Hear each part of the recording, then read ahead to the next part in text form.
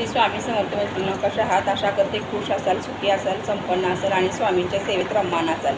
आज आहे गुरुवार आणि आपल्याला गुरुचं पाठबळ असल्याशिवाय आपल्या प्रत्येक कामात आपल्याला यश येत नाही. तर आपल्याला गुरुचं पाठबळ मिळण्यासाठी आपल्याला मी आज काय उपाय सांगणार आहे. तसं तर आपण गुरुचं पाठबळ मिळण्यासाठी आपण गाईची सेवा करत असतो. म्हणजे गाईला हिरवा चारा देणं, गाईला केळी खाऊ घालणं, डाळ गूळ खाऊ घालणं.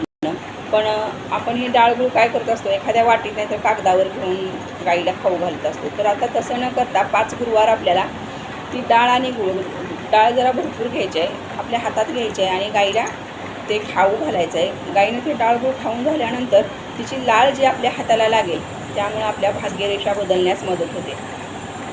म्हणजे आपल्या भाग्यात जी काही नकारात्मकता लिहिलेली असेल, जे काही दोष लिहिलेले असतील ते गाईच्या लाळीने, गाईच्या चाटण्याने तिची लाळ आपल्या हातावर पसरल्यामुळे ती बदलण्यास मदत होतात.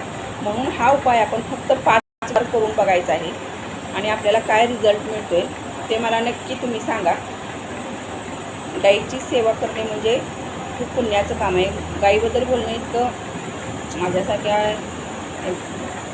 स्त्रीने बोलणं एवढं हे नाही.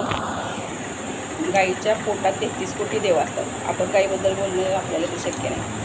परंतु गाईची सेवा करणं आपल्या हातात आहे. गाईला 5 गुरुवार हे खाऊ घालणं, त्यामुळे आपल्या भाग्यरेषा बनवून हा उपाय लहान थोरापासून सगळेजण करू शकतात. आपण हा उपाय करून बघा 5 गुरुवार आणि काय आपल्याला रिझल्ट मिळतो ते मला कमेंटमध्ये नक्की सांगा. श्री स्वामी समर्थ. जय जय स्वामी समर्थ.